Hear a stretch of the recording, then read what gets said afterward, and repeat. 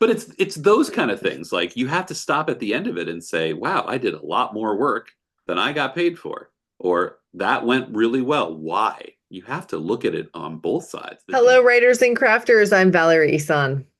And I'm Eric Mertz. And this is episode 172 of the podcast, and it's December 4th, 2024, as we record this. Today, we're talking about pricing. That'll be Ooh. fun. We'll get into the particulars on that in a bit. We want to thank our existing patrons for believing in us here on the podcast and offline. You can become a patron of the arts by going to patreon.com/Valerie Isan or patreon.com/Strange Air Stories. Okay, announcements, author updates. I'm still going strong on the Embody video series on my Patreon. My almost daily videos have turned into mostly weekly videos, which I have a little bit of feelings That about. tracks. That tracks. Um, I think it should be a little bit more though. So I'm going to try to figure out how to do that and to have a little bit more content. My trouble is that I want to get in a little deeper, and actually make a connection and talk about things that I wouldn't like talk about here on the podcast, for instance, which is long form content, and I do want to learn how to make these shorter, videos so that I can take Nuggets, that little, skill, to yeah, like Instagram Reels or threads. something. They're called threads, I think. Threads? We need a millennial to tell us, but I I don't think they're know. called But threads. anyway, the Yeah. short videos. Yeah. So what ends up happening is I just give a quick short update of like, this is my weight loss and this is how I'm feeling this week. And I don't know that I want it to be meatier. I want there to be more information. So I haven't quite figured out how to have it be what I want it to be and still fit into a smaller episode. So I don't know. Anyway, more on that later. And then I started working full time at the bookstore because it's the holiday season and everybody's buying books for Christmas. Also, we're short staffed and I'm filling in for somebody. So that will be temporary, but it does cut down on my business timing, as we talked about before we hit record. So yeah, that's kind of my update right now. I just got back from my dad's. I went to Thanksgiving in Albany with my dad and stepmom, and that was really fun. It's always good energy there. So yeah, that's been my world Nice. lately. What about you? What's up with you? I'm still in the process of finishing out some stories. I've got a list of things that I liked that I started this year that I'm gonna finish, fiction wise. Spending a lot of time thinking about kind of what to do. I don't know. I guess I always think of it like how to do next year differently. It's a clunky way to put it. But yeah, I'm always just looking for what I don't know what works, what didn't work. So I'm kind of in that mind frame. So yeah, finishing up stories. I've got a lot of client work that's coming to an end, but then so for me, the natural cycle is finish out those stories in the month of December, get things buttoned up, and get submission things and projects ready for next year. So it's a natural finishing energy for me. The client side of things, everybody goes into hibernation at this time of year. So when I Mm. want to finish their work, Hmm. they are off like, I'll worry about Eric in January. And I really don't want you to worry about me in January, clients. I want you to worry about me now. So I don't know. That can be a little bit of like, at loggerheads. I've had projects that have been lingering for a long time and I'm anxious, but I will exert that energy elsewhere. I will get my short stories done. I'll get my things done. So, Nice. yeah, There's a lot to be said for clearing the space. yeah, And yes. it Oh, feels like yes. that's kind of what you're doing. You're just sort of clearing the space, your environment, your desk, your inbox, clearing that out so that Yeah. you said you wanted to have a clean slate for your birthday. Yeah. Birthday, January 21st when I turn 33. And Say I that again. joke about, One of those things was true. Um, January 23rd. no, oh, you're sweet. Yeah, I my birthday is kind of my new year. So like I have new projects, new things I want to do, and I really want to be in position to do it then. So we'll see. Okay. Not going to jinx it by saying too much. All right. What are you reading? Um, I never thought I'd say this, but I'm reading a Tom Clancy book. I've never read any of that stuff. I've never Uh-huh. read Hunt for Anything, Hunt for Red Anything. I've never read any, but I saw the latest book 18 in like a sub-series of a Tom Clancy, and I liked the cover. I was like, oh, I'll grab that. Mm-hmm. So What's it's the name of the perfect. book? It's called Shadow State. Of course, it's Okay. called Shadow State. It's like, kind of it's good. It's like here's the thing I find compelling about this, and I'm not going to dwell on it forever, but I think it's interesting. It's when we talk about like women's fiction and men's fiction, they talk about like, and I kind of bristle at it. Like I've read some women's fiction, and I'm a man, and I loved it. Mm-hmm. It's just a story about feelings. It's just a Yeah. story about relationships.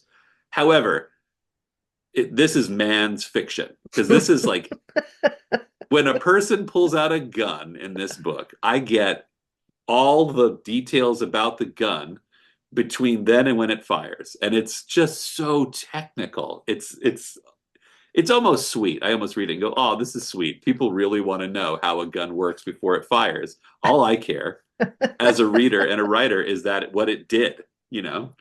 Did the gun kick? Did he miss? Did he fall over? Did the bullet hit the guy and he kept running at him? Like, it's all I care about. But these Right. people who read these books, they want to know what the acronym around the gun stands for. And I'm like, oh my gosh. So it's like 300 pages and there's like 60 pages of just technical jargon. It's very interesting. It's interesting to me. Um, but it's also like super fun to read because everybody's moving in the shadows and doing their, espionage stuff. Well, I am reading The Ministry of Time, which is Oh, way different book, I bet. yeah, Bradley, Kayleen, I think is how Kaliane. I don't know how to pronounce her Okay. first name, but Bradley. Yeah, fantasy. Just She's futuristic fantasy, kind of British, the mm, Ministry of Time Travel, and it's oh, kind I of a love it. yeah, it's a interesting book. I'm about three-quarters of the way through. It jumped the stack because it was a library book that came off of a hold, so I had to read it before it. So I still have probably another half of a happy pocket full of money for that book club. And then I started with a new book club also last month. And I just got the book title for the December read yesterday. So I'm already feeling behind for the new book club because what?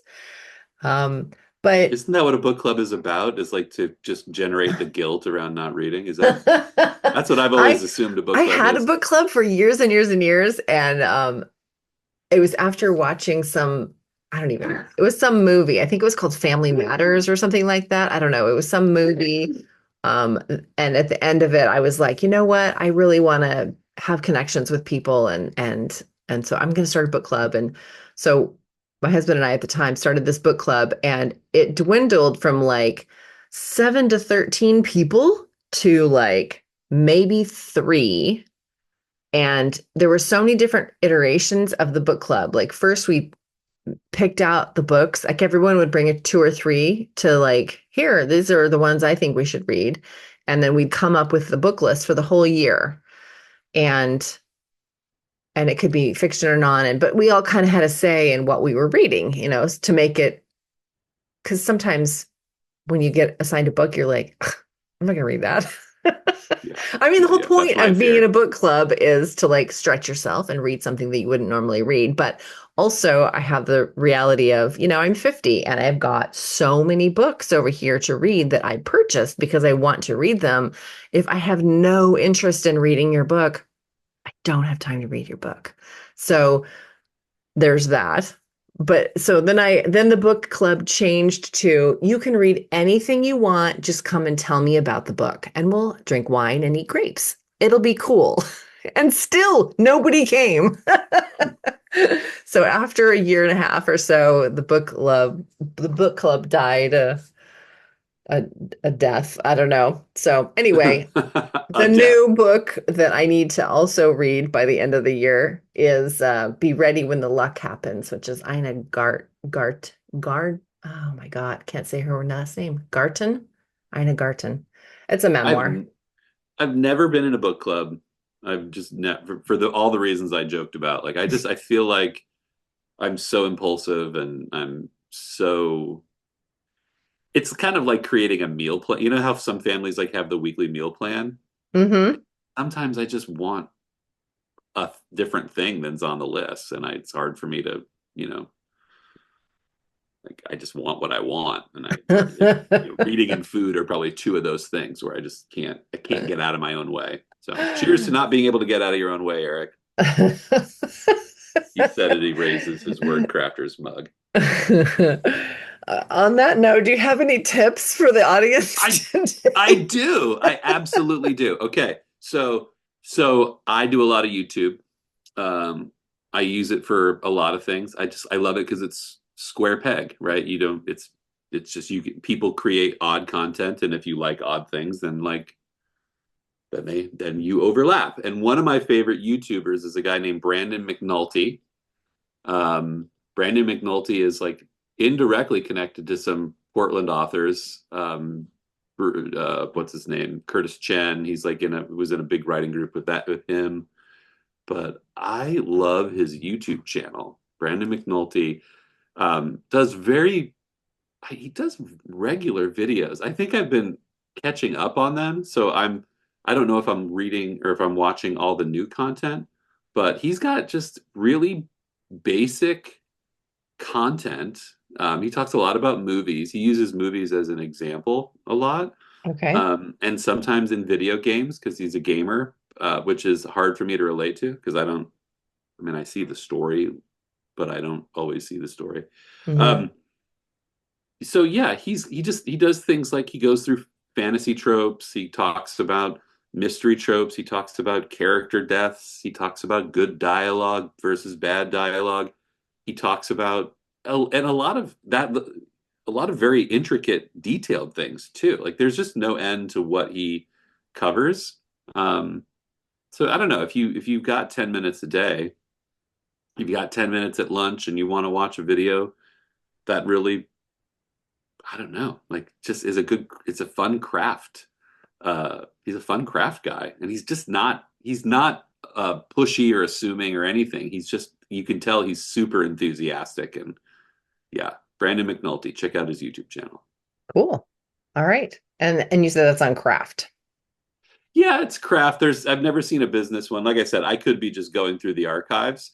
Um, but like the last one I watched was good death scenes versus bad death scenes. And he goes through and he talks about here's one that works. Here's a death scene in a movie that has meaning and Hmm. it moves the plot forward. Here's one that's simply for a very in a here's one in a similar type of movie that's basically just there for emotional suckage. He kind of takes things and says here's good dialogue that tries to do one thing, here's bad dialogue that tries to do the same Hmm. thing, and it's good examples and it just reminds you of how actually kind of he strikes me as like he reminds you of how simple sometimes good writing can be Hmm. if you're putting thought in and you're being mindful. Like it's a lot of those examples are there by intention and they're not too complicated, so I love that about him. Cool. Awesome. The link will be in the show notes. My little tidbit is going to be on our conversations about craft and creativity. So yours is about craft. Mine is not necessarily about creativity, but just more on the softer side. Love it. Being able to talk with a friend, Mm. when and trying to do it on a regular basis if you can. Um, I know that for you and I, enjoy this time together every week. Even when we're not recording, we try to still talk to each other every week somehow. And Yeah. it really helps with, just feeling normal in this weird world that we live in and bouncing ideas off of each other. And I don't know, I take a lot of, not relief, what's the word? I don't know. I feel better every time I talk to you. And Oh, I so, feel the same way, actually. yay. It So was notable that we didn't talk last week. yeah. Yeah, I felt it. So that's my tidbit. My tip for the listeners is find that person in your world that, and they don't have to be a fellow writer. They can just be, your cousin or your sister or your friend that lives next door or whatever.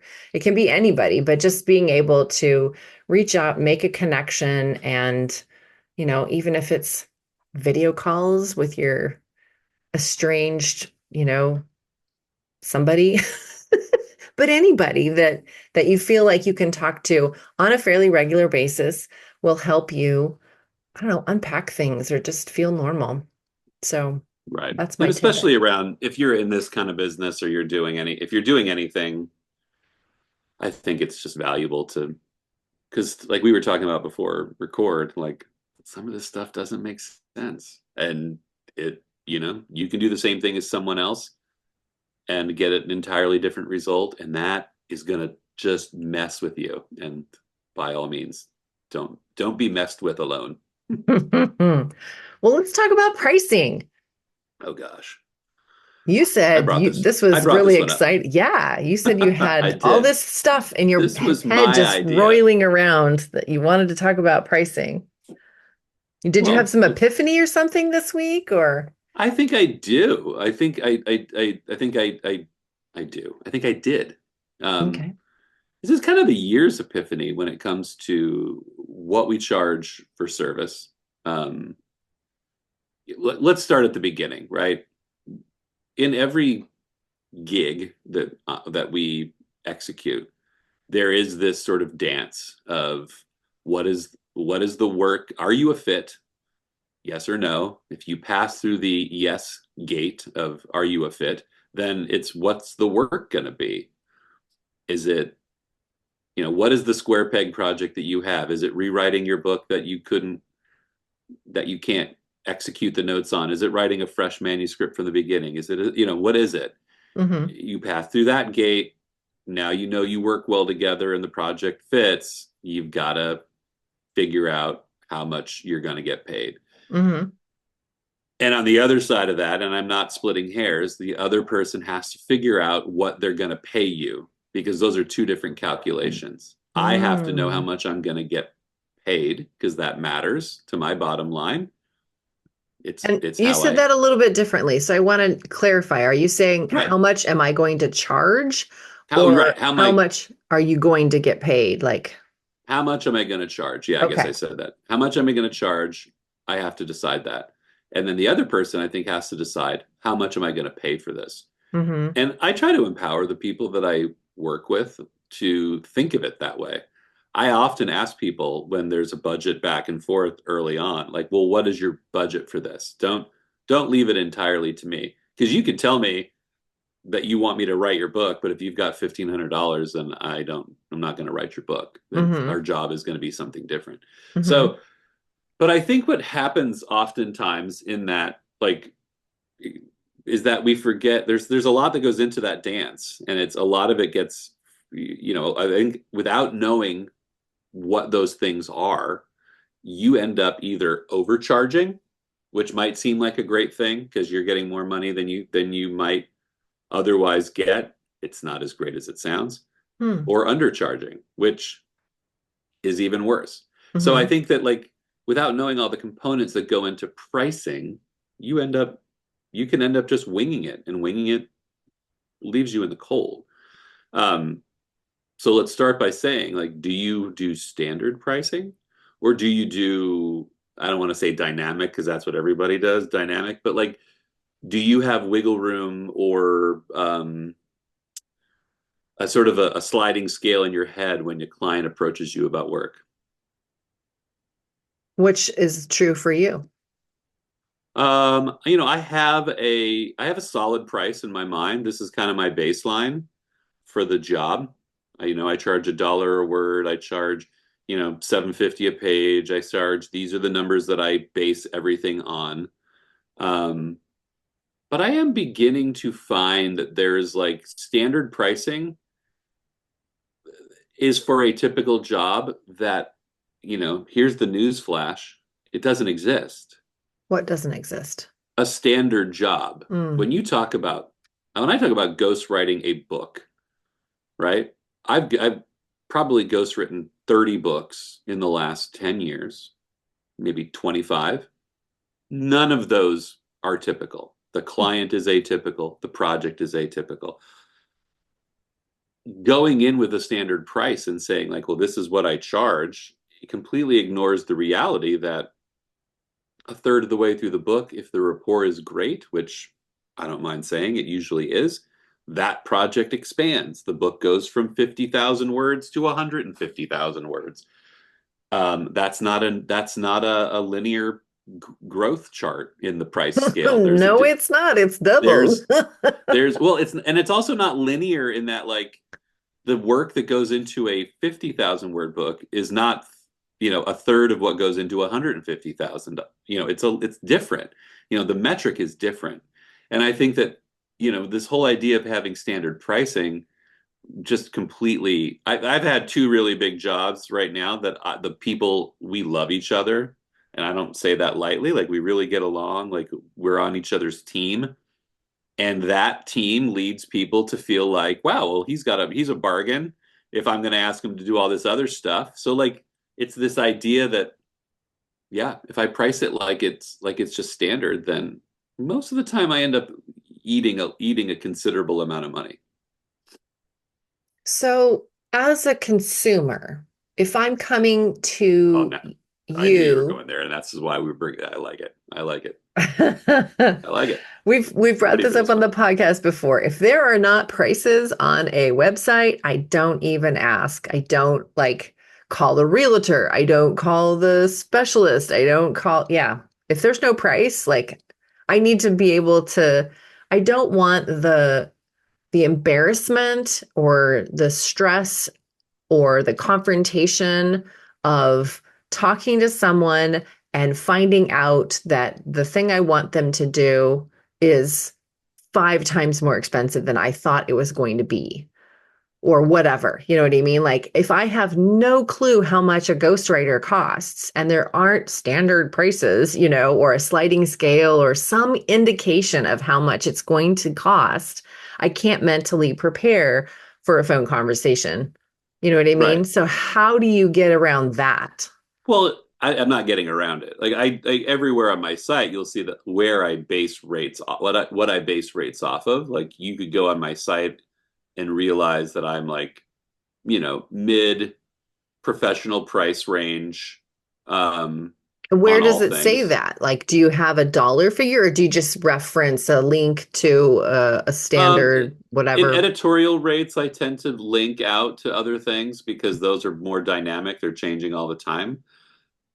But okay, so I'll throw the example back at you with another example. If you Hmm. were to, let's say you were going to get the interior of your house painted. Hmm. Well, how big is your house? Like how many 1,700 square foot? square feet plus. All right. So mine's 2,500 square feet. If I was a painter and I had a standard price for a house and I said it cost me $5,000 to paint a house, my house would be, oh God, I'm getting screwed on this because it's 2,500 square feet. And your house at 1,700 square feet is a bargain because it's Hmm. like, great, I'm done on Thursday afternoon. I got Friday to go out and, Hmm. play golf. So that's where I think like having these project pricing is like, I can't tell you. Oh, and by the way, do you want environmentally friendly paint Right? that, Yeah. right?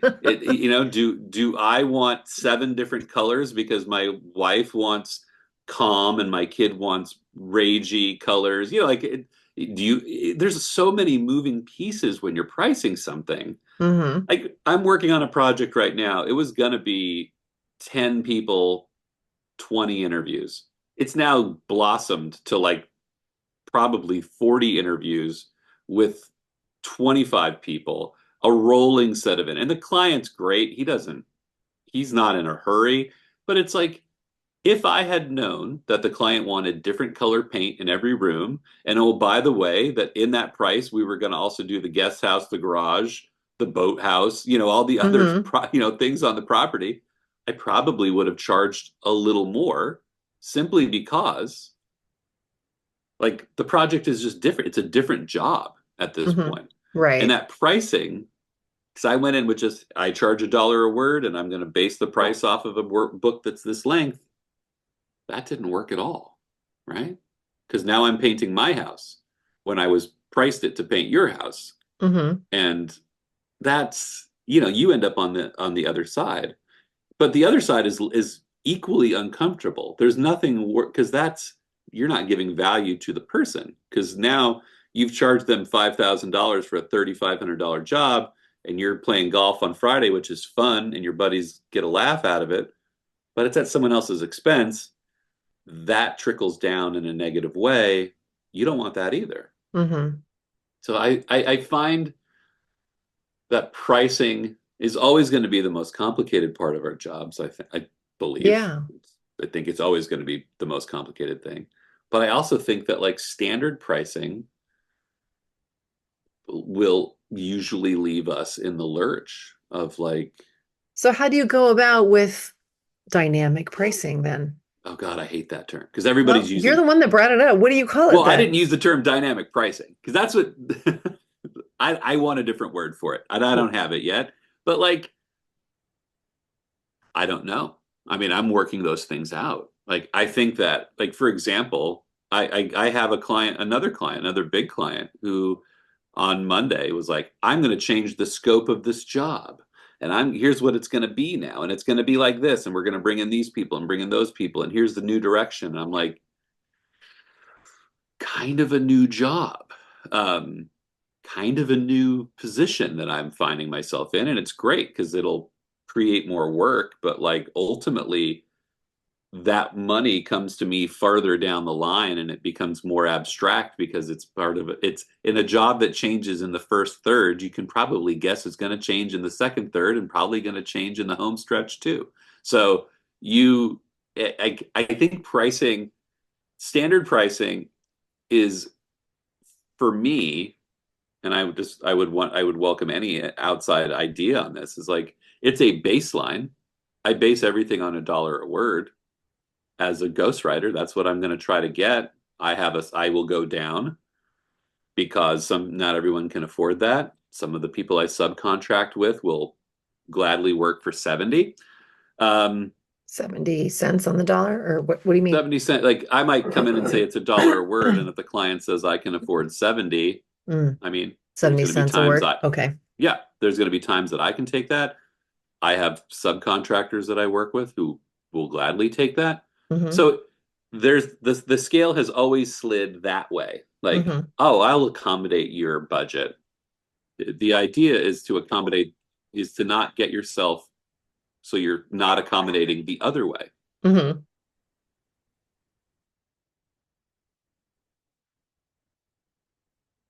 So I'm wondering, all right. So I want to leave our listeners with an action step or like, okay, this is what I'm going to do instead. So if you're positing that standard pricing doesn't work for your business, for your author service of ghostwriting, Right. um, then the next step would be to, so it sounds like you have kind of a baseline in your mind when you're meeting with someone. And I guess I want to know more about that dance. Yeah, and I think that's where the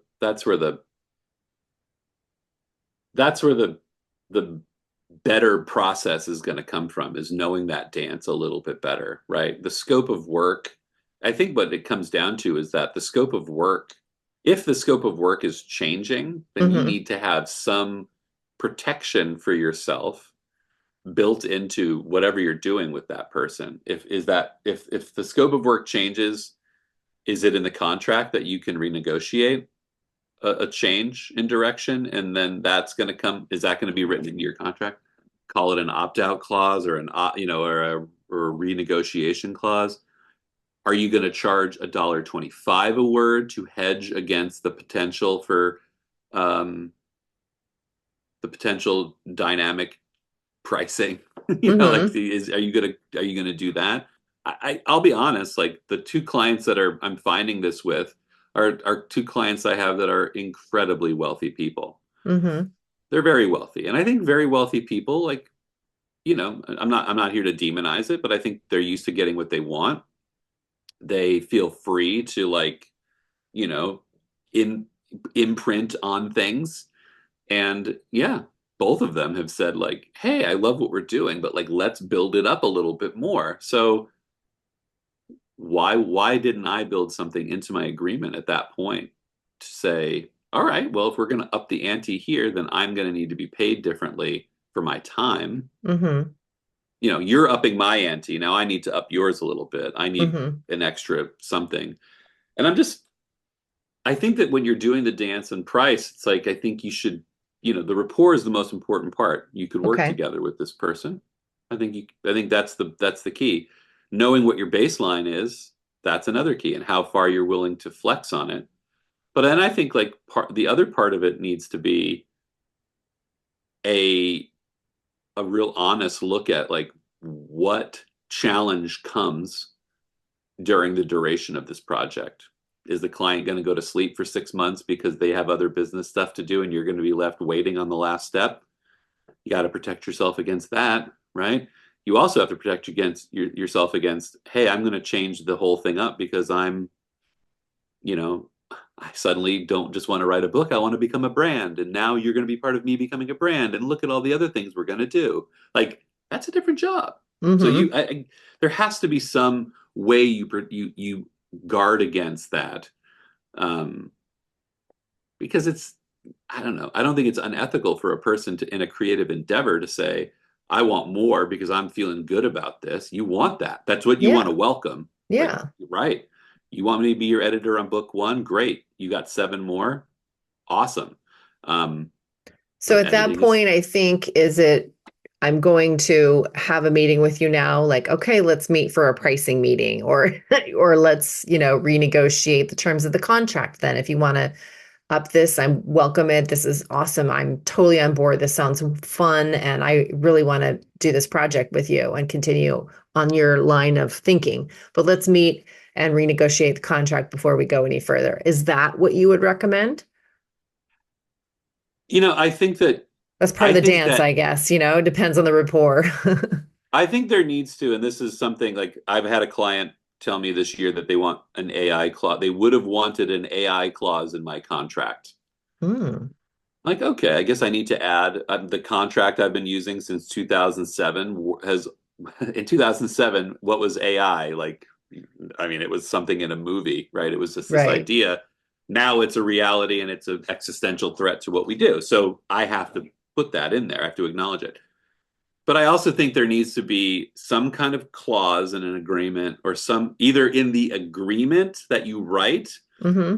I don't know how to write that part of the agreement yet. That's why I think it's part of the conversational dance that you have with the person, that says, all right, this is what we are, the scope of work is this.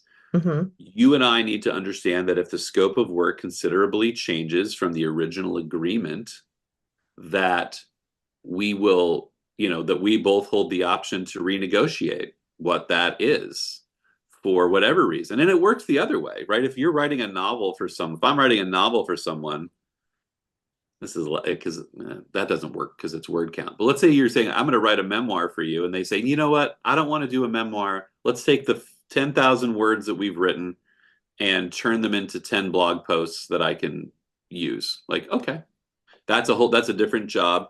That person should also have the right to say, and I don't want all the other bells and whistles that are in the contract. We should change that too. I think that flexibility to understand that the D word keeps coming up. Well, I can't stop it, but, like, projects are dynamic Hmm. and they're The going to D word. What do change. you say? The Dynamic. D Yeah, they're word, gonna. they're Why going to don't you like change. And that so, word? I think it's cool. here's why I don't like this word, sidebar. That is what sports ticket companies use to charge you more for better games. It used to be every game on Mm. in sports costs the same because it's the Hmm. same entrance. Now, the good teams on weekends cost twice as much as the bad teams on weekdays. And Hmm. it's like dynamic pricing just means I have to pay more for the same thing, essentially, because It's it's the same supply and seat. demand, really. It's kind of what it Mm, boils down to. stupid capitalists. Um, it's This is milking me not a for more political money. or economic show. This is not a, oh boy.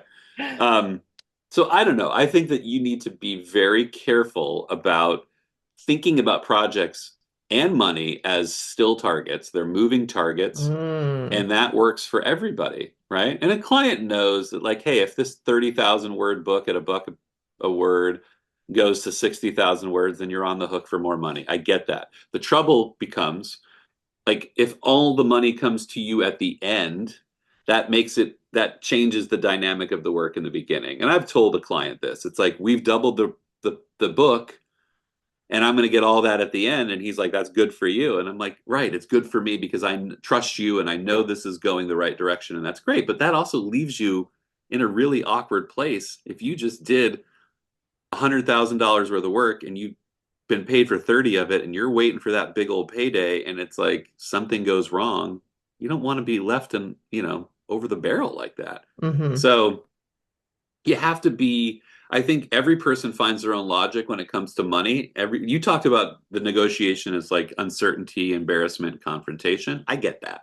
Hmm. I get that. I love the sticker price. I always gripe when I go to a restaurant that a sandwich costs X plus Y for the cheese and Y for the avocado. That Hmm. drives me crazy. But also I'm doing that, right? I'm also offering you this. I'm also offering you the sandwich with like some add-ons and some, Right. maybe I'll give it to you for half price if you only eat half of it. I mean, it's not a sandwich. It's your livelihood, and one job can be an entire year's salary, and you have to be very mindful of how you do it. Hmm. This is fascinating. As an editor and a story analyst, I do have standard pricing, um, by page, and I post that on my website. So that is how I do it.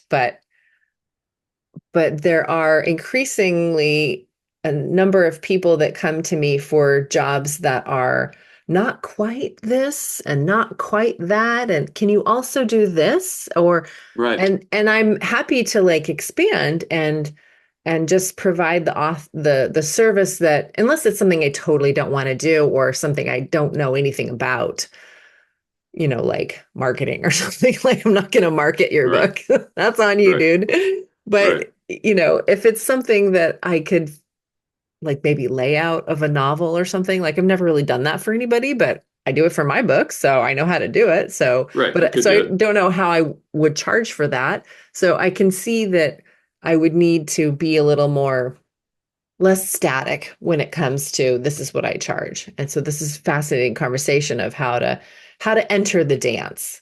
So this has been great. Thanks. Yeah, I think, and part of why this came up, it's funny because the jobs that I've referred to are two big jobs. Like they Mm-hmm. are jobs that as they execute next year, they are next year's pay.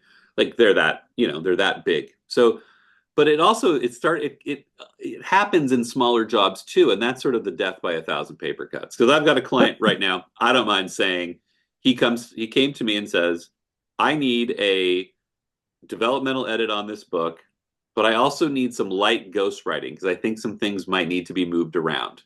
Right. So I say, Mm-hmm. okay. I looked at some of the stuff.